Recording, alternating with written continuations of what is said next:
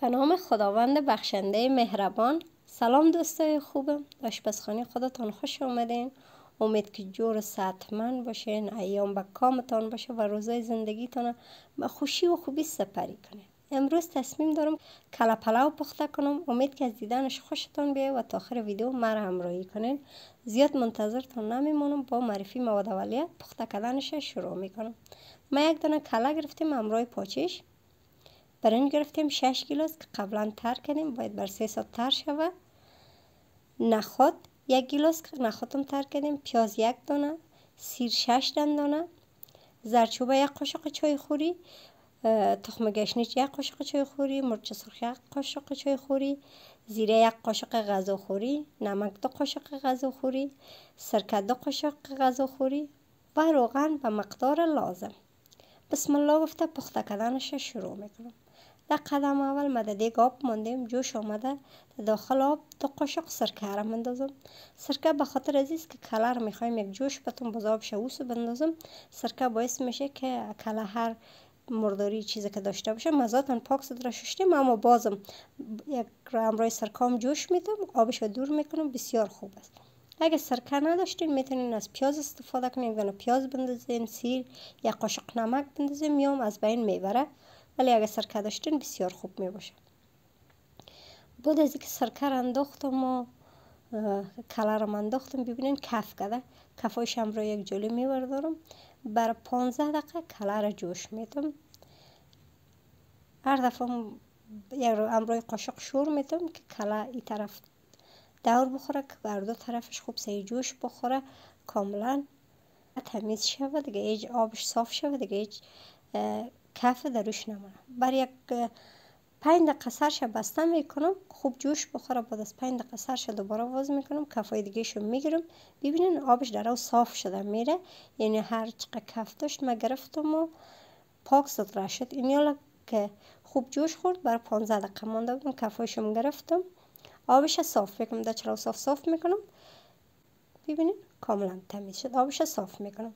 بعد از اینکه آبش صاف کردم، در دیگه روغن مندازم. 1 گیلاس روغن، 1 دانه پیاز ریزه کردیم مندازم، 6 دانه سیر است مندازم، 1 قاشق زردچوبه، 1 قاشق مرچ سرخ، 1 قاشق تخم گشنیج انداختم، 1 قاشق نمک انداختم. البته مرچ سرخ است، مرچ دولمه است، به خاطر که رنگش خوش رنگ شه و مرچ تون نیست. سرخ نمیکنم پیاز، به خاطر که سرخ کرده هیچ فایده نداره، سرخ نمیکنم دیگه. 1 ذره زردچوبه رو سرخ کردم که رنگ بکشه. کله را مندازم در داخل دیگ. کله را که جوش دادم، آبش صاف کردم، مندازم در داخل دیگ. کله را متر انداختم. نوبت نخود است. 1 گیلاس نخود است که من قبلا تر کرده بودم، حالا در داخل دیگ اضافه کردم. نوبت آب است. آب 1 لیتر مندازم، آب جوش. تا کله رو جوش میتونید چی میگن، آب بانین که جوش بیه، آب جوش استفاده کنین، آب سرد استفاده نکنین. آب جوش باعث میشه هم غذا زودتر پخته شه و هم مزه دار بیه. کل چیزا رو که انداختم سر دیگ بخار بسته میکنم. برای 2 ساعت میمونم که آرام آرام پخته شه. اگر حرارت زیاد باشه زود پخته میشه، ولی مغزش خوب پخته نمیشه، از روی خوب پخته میشه.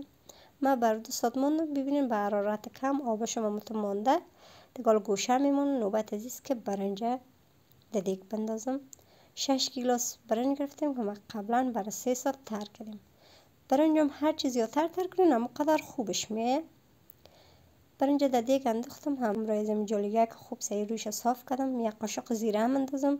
میتونین از مساله پلو استفاده کنین، من از زیره تنها استفاده کنم. زیره رو که سالم بندازین، بسیار برنج خوش عطر میسازه، کل فضای رو عطر از این زیره میگیره. بعد از اینکه زیره رو انداختم، کله رو مندازم. کلام که 80% نرم شده، 20% مونده، 20% همراه برنج نرم میشه. کاملا آبش مندازم. ببینین 1 لیتر آب انداخته بودم، ولی آبش کم است. یک کم آب دیگه اضافه میکنم که برنجم پخته شود. 1 قاشق غذاخوری هم نمک مندازم. نمک به خاطر برنج است، گوشت خو نمک داشت، اینو به خاطر برنج انداختم.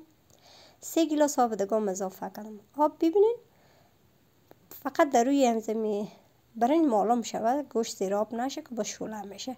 همراه کفگیر آهسته شور میتم شه که گت شود. نمک در کل جایش بره، آبم در کل جایش بره. دیگه سرش بسته میکنم، میمونم تا که آب برنج خوش شوه به حرارت متوسط. بعد از 10 دقیقه ببینید آبش کاملا خشک نشده، 90% خشک شده. دیگه 10% دیگه میمونم که در دم گرفتن خشک شوه. برنج سعی میکنم دانشه، ببینید دانش نرم شده. اگر نرم نشده بود میتونید دوباره آب جوش اضافه کنین که برنج نرم شوه. مال ما کاملا نرم شده بود. برای نیم ساعت برای دم ماندم. بر 5 دقیقه اول به حرارت زیاد بود، 25 دقیقه دیگه به حرارت کم. کله پلو آماده شد. حالا در ظرف میکشم. من در قوری نکشم، در یک ظرف کلان کلش یک دفعه انداختم. بخاطر کله پلو در رقم ظرف بکشین، در سر دسترخوان برین. خوب است هر کس که هر جایش خوش داشت میتونه نوش جان کنه. در ظرف که بکشین باز سرد میشه، اما طوری خوبتر است. بخاطر در ظرفای کوچیکم جای نمیشت، من در ظرف کلان انداختم، در پتنوس کلان. ببینین دوستا جایتان خالی، بسیار خوبش آمده. حد رو بوش کل فضای آشپزخانه را پیچانده. توصیه میکنم که حتما آماده کنین و نوش جان کنین. دمی هوای سرد بسیار مزه میده.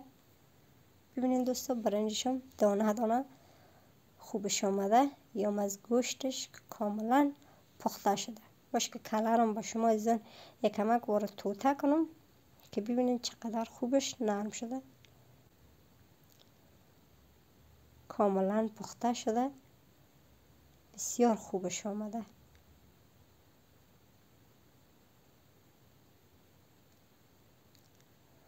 جای عزیزایی که خالی که کله پلو دوست دارن، بسیار آسان و قدر سخت نیست. حتما در خانه آماده کنین، نوش جان کنین.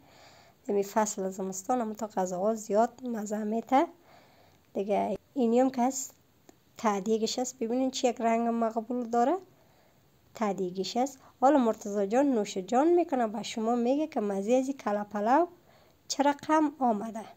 سلام دوستان عزیزم، به کانال ما خوش آمدید. امروز مادرم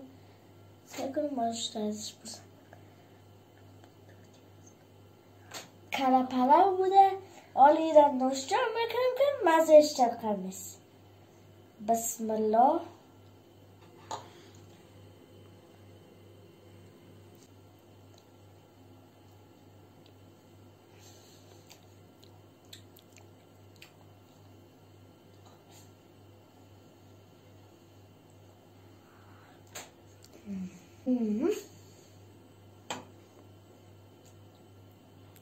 دوستا سرکن گوشت را باید تو بخورن. اگه میخورین مزه تان تو بده.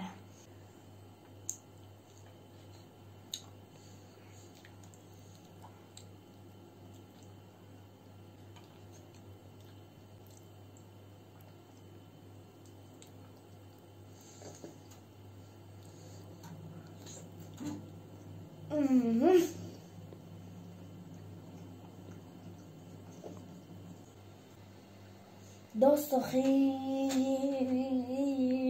خوشمزه بود، حتما توصیه میکنیم. کله پلو پخته کنید. اگر از این ویدیو ما دوستتان آمده لایک کنید، سابسکرایب کنید، زنگوله بزنید. خداحافظ. خب دوستای نازنین، رسیدیم به پایان ویدیو امروز. کله پلو پخته کردم. امید که از دیدنش خوشتان آمده باشه و لذت برده باشین.